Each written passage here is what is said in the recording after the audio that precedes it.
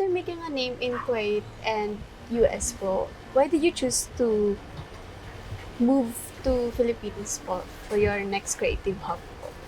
In the Middle East, you will not get a nationality.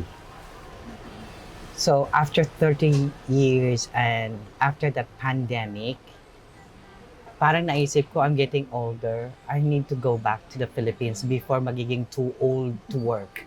So I have ample time pa rin na kaya pa ng katawan ko. Kaya sabi ko, I have to go. And it so happened din, nangyari noon, may designer akong kasamahan na dati sa US based kami. US din kasi ako, namatay siya. If you know him, Mr. Rocky Gathercole. So nung time na yun, may management kami noon na under one umbrella kami. Inoffer na ako na umuwi dito sa Pilipinas. Saka nagkataon, pandemic yun.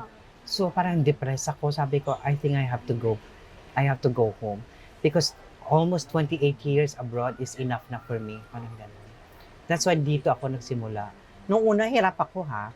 Pero eventually I was able to cope ng yung mga parang hindi ko kaya dati. Kaya ko pala. Kaya nandito ulit ako. And it's good to be back home. Yes. Mas maraming clients at ang opportunity sa dami ng Pilipinos, Pilipinas.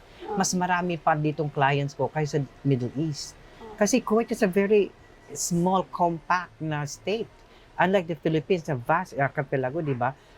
Ilang millions tayo. Hindi mo kakayanin ang demands nga kung tutuusin. So, ano po yung mas prefer niyo po?